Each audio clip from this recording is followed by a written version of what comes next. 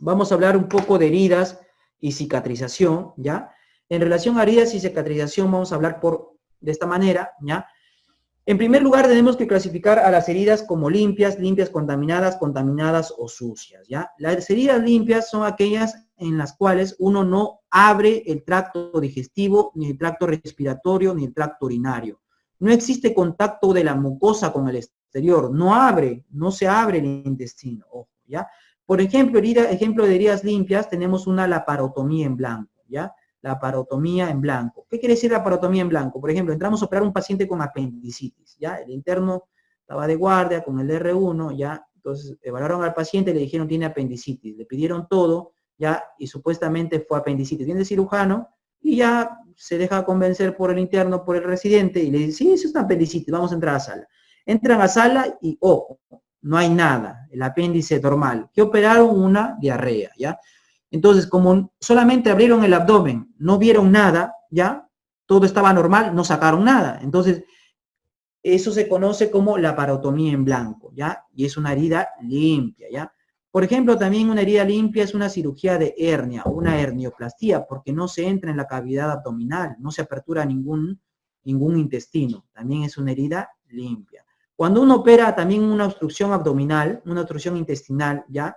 Y uno corta bridas y adherencias, pero no abre el intestino, también es una herida limpia, ¿ya?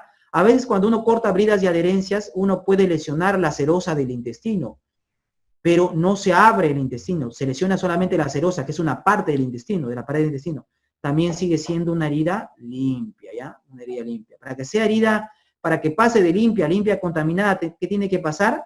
Se tiene que abrir el tubo respiratorio, digestivo, genitourinario, ¿ya? O sea, la mucosa tiene que exponerse, ¿ya? Pero ojo, hablamos de limpia contaminada cuando no hay salida de material, ¿ya? O la salida del material está controlada, ¿ya? Controlada. Por ejemplo, una cirugía de ¿qué?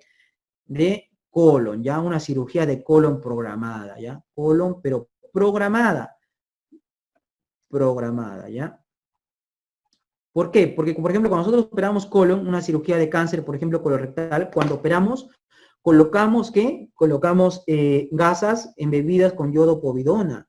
Y de esta manera, pues, abrimos el intestino sobre esas gasas, ojo, sobre esas gasas. Y si es que por ahí tal vez cayese, aunque casi nunca cae nada, por cierto, ¿ya? Cayese, va a caer sobre la gasita, ¿ya? Entonces, por eso son heridas limpias contaminadas, porque tenemos un control de la contaminación, ¿ya? Lo estamos controlando. Cuando uno no tiene control de la contaminación, ¿ya? Control de la contaminación pasa a ser contaminada, ¿ya? Dentro de las heridas limpias contaminadas también tenemos, por ejemplo, una apendicectomía, ¿ya? Una apendicectomía, ojo, obviamente el cirujano no quiere que se derrame contenido intestinal, por eso toma las precauciones del caso, saca el apéndice sin tocar los bordes, ¿ya? Y por eso sigue siendo una herida limpia contaminada, sobre todo obviamente congestivas, supuradas, cuando no hay pus, porque cuando ya hay pus pasan a ser, ¿qué? Sucias, como vamos a ver, ¿ya? Bueno, las heridas contaminadas ya se van a dar cuando ya existe salida del contenido del tubo digestivo, salida del contenido del tubo digestivo, por ejemplo, una cirugía biliar con bilis infectada, cirugía genitourinaria con orina infectada, ¿ya? Cuando ya el contenido del aparato digestivo entre en contacto con el peritoneo. Por ejemplo, una cirugía de apéndice también puede ser contaminada. También de apéndice congestiva, como también de apéndice supurada puede ser contaminada. ¿Por qué? Porque qué tal, no sé, está el interno en su último mes de rotación de cirugía general. Y si está en un hospital que permite la docencia, el cirujano le dice, ¿sabe qué? Tú has portado bien, has hecho tu trabajo, vas a operar tu apéndice. Entonces el interno entra bien animoso a operar su apéndice, pero como obviamente no tiene la técnica muy depurada como un cirujano, ¿qué va a pasar? Va a cortar su apéndice, ¿ya? Y cuando quiere sacar el apéndice, la va a sacar y la va a rozar con la herida, la va a rozar con el mismo peritoneo. Entonces, ¿qué te va a decir el cirujano? Oh, ya la fregaste, brother, contaminaste, ¿ya? Entonces, cuando uno ya, toca o rompe las reglas de la asepsia y de la antisepsia y se derrama contenido, ya, de intestinal sobre la herida o sobre el peritoneo, la herida pasa a ser contaminada, ya, contaminada o contaminada. Por ejemplo, ¿cómo te pueden poner en el enunciado? Paciente operado, paciente entra a cirugía para operarse de, no sé, de una cesárea, ¿ya? Y en la cesárea, sin darse cuenta, lesionan el intestino y se derrama el contenido en la cavidad abdominal. Entonces, ¿eso qué es? Una herida contaminada, ¿ya? Ojo, una herida contaminada. Una herida sucia es aquella en la cual uno ya habla el abdomen y ¿qué? Y hay pus o heces. Por ejemplo, una peritonitis, un colon perforado, un trauma abdominal. Esas son heridas sucias, cuando ya hay pus o heces dentro de la cavidad abdominal, ¿ya? Debemos saber que cada tipo de herida amerita un tratamiento, ¿ya? Las heridas limpias, ojo, solamente necesitan profilaxis cuando usan malla, ¿ya? Pero cuando no usan malla, ojo, ¿basta con qué?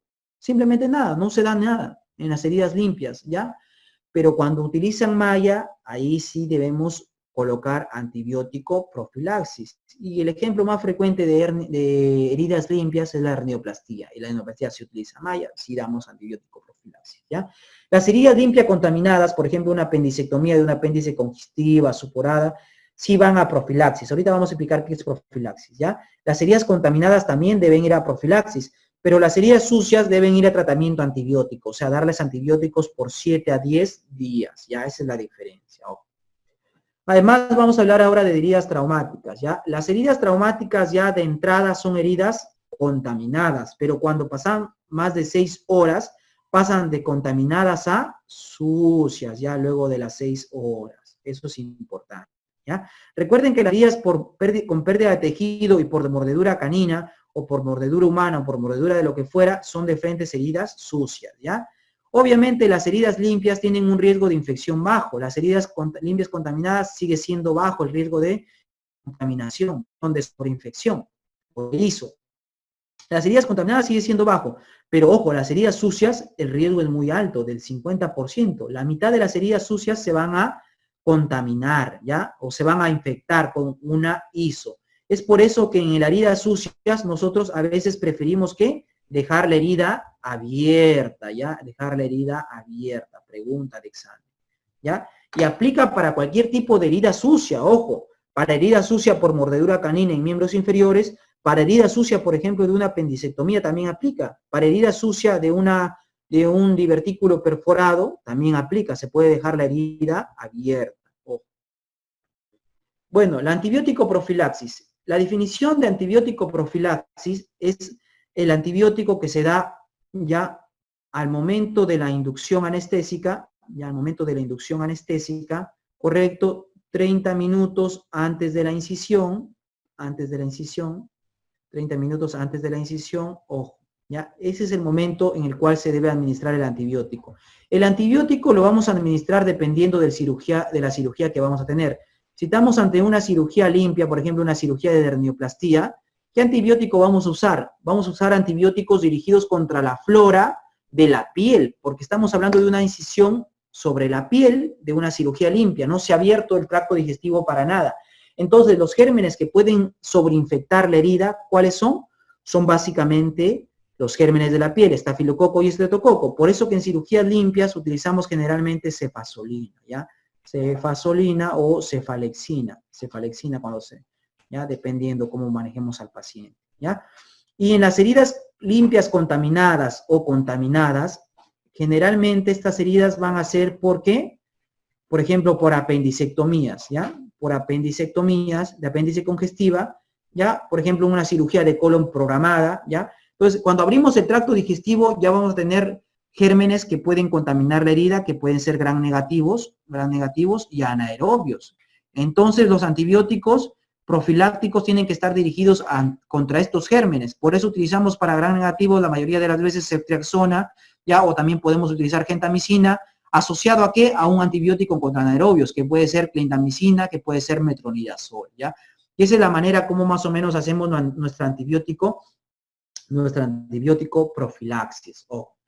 ¿Ya? Recuerden que el antibiótico profilaxis se puede repetir si la cirugía demora mucho, ¿ya? Cada 3 horas, ya algunos libros dicen cada 4 horas, se puede repetir el tratamiento antibiótico, ¿ya? Tratamiento antibiótico no, está mal, es antibiótico profilaxis, es el nombre correcto, ¿ya? La duración, pero este antibiótico nunca se puede administrar más de 24 horas, porque si uno lo administra más de 24 horas, ya deja de ser antibiótico profilaxis y pasa a ser terapia antibiótica. Ojo, mucho ojo, ¿ya? En el servicio de colon, ¿nosotros qué hacemos? Operamos colon programado, cirugía colorectal, ¿ya? Entonces, en estos pacientes nosotros generalmente damos ceftriaxona más metronidazol o clindamicina más gentamicina, ¿ya? O clindamicina más gentamicina. Ojo. O gentamicina más metronidazol también solemos dar. Ojo, ¿ya? Y esto generalmente lo damos por 3 dosis, sobre todo el metronidazol, ¿ya? O sea, nunca pasamos las 24 horas, porque está demostrado que no tiene ningún beneficio dar más de 24 horas si es antibiótico profilaxis, ya no hay ningún beneficio adicional. Ojo que el antibiótico profilaxis solamente está dirigida ¿para qué? Ya es pregunta de examen, ¿ya? La antibiótico profilaxis solamente está dirigida ¿para qué? Para evitar la SISO. Ese es su objetivo, no existe ningún objetivo adicional, ¿ya? Para evitar la SISO. ¿Cuál es otra medida que hacen los cirujanos para evitar las infecciones del sitio operatorio? Lavarse las manos. El lavado de manos también es una medida para evitar las infecciones del sitio operatorio. Ojo, también motivo de preguntas, ¿ya? No sirve ni el lavado de manos ni el antibiótico profilaxis, no sirve para evitar abscesos intraabdominales. Por ahí los pueden agarrar, ¿ya? Bueno, ahora vamos a hablar acerca de las fases de la cicatrización, ¿ya? Suelen venir preguntas de la cicatrización, ojo, ya casi todos los años vienen, y sobre todo la fase proliferativa, así que mucha atención a esta diapo que lo vamos a resumir acá, ¿ya? Las fases de la cicatrización son básicamente 3. Primero tenemos la fase inflamatoria o de hemostasia, fase inflamatoria o de hemostasia que dura de 0 a 4 días, ojo, de 0 a 4 días. Esta fase se va a caracterizar, ¿por qué? Porque el organismo quiere, en primer lugar, responder a la agresión, ¿ya? Quiere generar una hemostasia, ¿ya? Y también quiere evitar, ese es el objetivo, ¿ya? Y como el objetivo es este, van a preponderar las células inflamatorias, ¿como qué? Como los polimorfonucleares, como los macrófagos, ¿ya? Y como, perdónenme, los macrófagos e incluso los linfocitos. Estas son las células que se van a encontrar aumentadas en esta primera fase, ojo, ¿ya? Los linfocitos son los que se elevan de manera más tardía, por cierto, ¿ya? Luego tenemos la fase proliferativa, que es de los 4 a 12 días. En esta fase ya prácticamente la infección, la posible infección ya está controlada, ya se dio la hemostasia, ya tenemos una costra, un tejido ahí transitorio, ojo, ¿ya? Pero obviamente no está recuperada la herida, por eso tiene que haber una suerte de proliferación de los tejidos, ¿ya? Que también se le puede llamar como granulación, y así lo ponen en el examen, granulación, ojo, ¿ya? Se forma tejido de granulación para reparar los tejidos, ¿ya? Y básicamente lo que se empieza a formar es colágeno. ¿Y qué tipo de colágeno? El colágeno tipo 3, ojo, el colágeno tipo 3, ¿ya? Este colágeno tipo 3 es transitorio, como vamos a ver más adelante, ¿ya? ¿Y quién forma este colágeno? Los fibroblastos. Es por eso que la célula que más predomina en esta fase es los fibroblastos, pregunta de examen, ¿ya? Luego vamos a tener la fase de la maduración. En la fase de la maduración, este colágeno tipo 3 va a ser reemplazado por un colágeno tipo 3, ¿ya? Por un colágeno tipo 1, que es el colágeno de la piel, que es el colágeno definitivo, ¿ya? Y también el tejido se va a reestructurar poco a poco, con el objetivo de recuperar, entre comillas, su normalidad. Pero ojo, nunca se vuelve a recuperar la normalidad, jamás. Un tejido nunca vuelve a ser igual como era antes de lesionarse, ¿ya? Ojo, ¿ya? Entonces acá tenemos la célula que predomina también es los fibroblastos, Entonces acá tenemos con colorcitos, vean acá que la principal célula en los primeros días son los neutrófilos, ¿ya? Los neutrófilos. También acompañan los macrófagos, ojo, ¿ya? Y también se comienzan a levantar los linfocitos, ojo. Ya, los fibroblastos son las células que predominan justamente en la fase proliferativa, como ustedes ven acá, en la fase proliferativa, ¿ya? Con el objetivo de que formar nuevos vasos, con el objetivo de que de formar colágeno, de reestructurar la herida. Ese es el objetivo, ¿ya? Proliferación endotelial también, ojo, formar nuevos vasos, ¿ya? En angiogénesis, formar nuevos vasos. Eso también es importante porque preguntan en la fase proliferativa, ¿ya? Ojo. Factores que retrasan la cicatrización. ¿Qué factores van a retrasar la cicatrización? ¿Ya? Tenemos en primer lugar la edad, no es la misma que una herida en un paciente joven, que un paciente ancianito, ¿verdad? El tabaquismo es perjudicial para todos. Si fuman, no lo hagan, muchachos, ¿ya? La desnutrición proteico-calórica, ¿ya?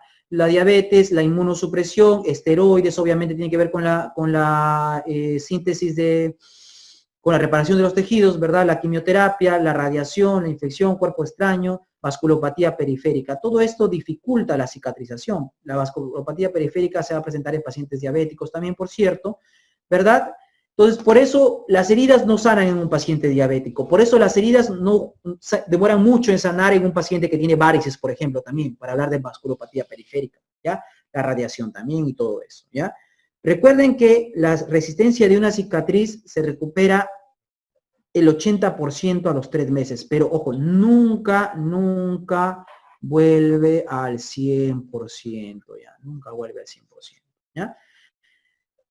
¿En qué momento ocurre la epitelización en las heridas quirúrgicas reaproximadas? Esto es importante porque esto nos va a servir en nuestra rotación. Si estamos rotando cirugía general, lo que se suelen preguntar ustedes es que cuando el paciente sale de sala o al día siguiente de sala, ustedes lo ven con un apósito, ¿verdad? Cubierto con gasas. Y su pregunta es, ¿le cambio el apósito? ¿Le curo la herida? ¿Le retiro el apósito? ¿Qué hago? Ya, ustedes deben saber que ustedes no deben retirar el apósito antes de las 48 horas. ¿Por qué? Porque antes de las 48 horas no se ha formado ninguna barrera, ¿ya? Ninguna barrera. Y si tú retiras el apósito antes de las 48 horas, los gérmenes pueden entrar hacia la herida e infectarla, ¿ya? Pero pasadas las 48 horas se dice que ya se ha formado una barrera a nivel de la herida, ¿ya? O sea, como decir una costra, por decirlo así, ¿ya? Y obviamente esta barrera va a impedir la contaminación, ¿ya? O sea, los apósitos se retiran pasadas las 48 horas, ¿ya? Acuérdense, para que no metan la pata, ¿ya? Tipos de cierre de una herida, ¿ya? Los tipos de cierre van a ser diversos. Tenemos el cierre por primera intención, cierre por segunda intención y el cierre por tercera intención, ¿ya? Ojo. Entonces vamos a representarlo con un ejemplo, ¿ya? Por ejemplo, primera intención es el cierre que hacemos en sala de operaciones, ¿ya? En sala de operaciones. Es el cierre que hacemos en emergencia, Pero también es el cierre que vamos a hacer en heridas, ¿ya? Por mordeduras, ¿ya? Por mordeduras. Habíamos dicho que mordeduras son sucias, ¿por qué vamos a cerrar? Pero ojo, por mordedura canina en rostro. Ojo, las heridas por mordeduras en rostro se pueden cerrar por primera intención, a pesar de ser heridas sucias, pregunta de examen, ¿ya?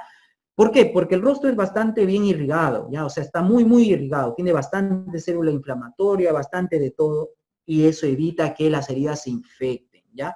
Y no solamente eso, también por el trauma estético, obviamente. Nadie quiere tener una herida abierta en el rostro. Por eso las heridas por mordedura canina en rostro se cierran por primera intención. Acuérdense, es pregunta de examen, ¿ya? Cierre por segunda intención. Por ejemplo, las mordeduras caninas en miembros inferiores. Mordeduras en miembros, ¿ya? En miembros. Entonces, viene un paciente y te dice, doctor, me ha mordido el perro, le ves la herida, está roja, inflamada, ¿ya? Y tú, ¿qué le dices? No, como está en su pierna o en su brazo, le lavas con agua, con jabón, con lo que tengas a la mano, ya con cloruro, con jabón, y le dice al señor que vaya a su casa y que eso va a cerrar solito, ¿ya? Entonces, eso se conoce como cierre por segunda intención, ¿ya? Es el cierre espontáneo, ¿ya? El cierre espontáneo. ¿Por qué es que se cierran las heridas? Porque recuerden que la piel crece de este lado y de este lado y se junta acá, ¿ya? Eso es importante. Ojo, ya desde un lado hacia el otro y se va juntando. No es que la piel comienza a crecer desde abajo, ¿ya? Generalmente la piel se empieza a cerrar así, de esta forma. Crece desde los lados, ya desde los lados, mejor dicho, ¿ya? Ojo. Pero bueno, ¿qué pasaría si este mismo paciente te llega a tu consulta, tú estás en el serum, ya después de 4 o 5 días el paciente ha sido bien cuidadoso, se ha lavado su herida en su casa con agua, con jabón, y regresa a la consulta el cuarto a quinto día con su herida abierta. Te dice, doctor, ¿sabe qué? Ya me curé mi herida, está rojita, no la veo infectada, no tiene pus, así se va a quedar abierta, y tú le dices, no, ¿sabe qué? Tiene razón, su herida no tiene ningún signo de infección, ya, por ende la voy a suturar. Ese cierre se llama cierre por tercera intención o cierre primario diferido, ¿ya? Primario diferido, ojo. Ya, en ese cierre primario diferido, la mayoría de las veces también se puede avivar los bordes, ¿ya? Se puede avivar los bordes, ojo. Bueno, ¿qué nos interesa saber también? El tema de cuándo retirar las suturas, es motivo de pregunta, no solamente en el examen, sino en nuestra vida diaria y también cuando somos internos, residentes. Ya, deben saber que las suturas en zonas de tensión se retiran los puntos a los 14 días, ¿ya? ¿Por qué? Porque si uno lo retira antes, como está sometida a constante estiramiento, podrían, ¿qué? Abrirse, ¿ya? Suturas en zonas sin tensión, el retiro de los puntos se va a hacer en los 7 días. Suturas en rostro, el retiro de puntos se hace a los 3 a 5, a los 5 días, ¿ya? Recuerden que las suturas que vamos a utilizar van a depender mucho del tejido que queramos reaproximar. En la piel nosotros deberíamos usar idealmente nylon, ¿ya? Y si es en el rostro, pues nylon 5 ceros, ya es lo ideal, ¿ya? 5 ceros, ojo. ¿Ya? En el resto de la piel, nylon 3 ceros está bien, ¿ya? En las mucosas, nosotros deberíamos usar suturas no nylon, porque el nylon puede cortar las mucosas, ¿ya? Entonces, ¿qué utilizamos en las mucosas? Se puede utilizar catgut, por ejemplo, que es una sutura reabsorbible, ya reabsorbible, multifilamento, ya, pero el problema del filamento que es reabsorbible es que se puede sobreinfectar, ¿ya? Las suturas multifilamentos se pueden sobreinfectar, ¿ya? O sobrecontaminar, más correcta, sería más correcto decirlo así. ¿Ya? En cambio, las suturas monofilamento como el nylon, que por cierto el nylon es irreabsorbible, generalmente no se van a infectar, ¿ya? No se van a infectar. Luego tenemos el Vicryl. El Vicryl también nos va a servir para cerrar mucosas, sobre todo en episiotomías, en vagina, por ejemplo, ¿ya? También nos va a servir. Pero la sutura tipo Vicryl o ácido poliglicólico, ¿ya? Y la poliglactina también, ¿ya? Este tipo de suturas, el problema es que también son reabsorbibles, ojo, pero también son multifilamento y también se pueden sobreinfectar, ¿ya? Se pueden sobreinfectar, ojo, ¿ya? Recuerden que para cerrar el abdomen luego de una laparotomía, la mejor sutura no es una sutura, son las grapas, ¿ya? Son las grapas, ¿ya? Son las grapas, esto es importante, ¿ya? Cuando revisemos preguntas vamos a revisar más sobre suturas, ¿ya? Porque hay una característica especial de las suturas, ¿ya? Ojo. O lo revisamos mejor ahora, ¿ya? Recuerden que la sutura en piel debe ser una sutura, ¿ya? En primer lugar, debe tener los bordes evertidos. Cuando uno es interno a veces piensa que mientras menos herida le deje, o sea, mientras que no se vea ni siquiera un bordecito de herida es mejor. Falso, ¿ya? Los bordes tienen que estar evertidos, o sea, tiene que verse la línea de la herida, así, la línea de sangrecita, así, de la cicatrización, ¿ya? ¿Por qué? Porque cuando uno invierte los bordes, ¿qué pasa? Junta piel con piel, y cuando le quitas el punto, ¡pum!, esa herida se abre como una flor, ¿ya? Entonces los bordes tienen que estar evertidos, ojo, ¿ya? No tiene que haber mucha tensión, ¿ya? La tensión tiene que ser moderada, tampoco se tiene que obviamente apretar mucho, porque puedes isquemizar y hasta necrosar la piel, ¿ya? En cambio, la sutura en intestino, o sea, ¿ya? La sutura en intestino, esta sutura tiene que tener los bordes invertidos, ¿ya? O sea, la mucosa no puede estar en contacto con el exterior, ¿ya? Tiene que tener una sutura también con tensión moderada, o mejor dicho, sin tensión, así lo van a poner, sin tensión, ¿ya? Sin tensión, ojo, ¿ya? Tiene que ser una sutura impermeable. ¿Por qué? Porque tú no quieres que se escape contenido, ¿verdad? Impermeable, ¿ya? Bueno, y obviamente tiene que tener condiciones locales buenas, pues no vas a suturar sobre un tejido inflamado, no vas a suturar sobre un cáncer, ojo, ¿ya? Eso es importante. Ya lo vamos a ver con ejemplos también en las otras partes.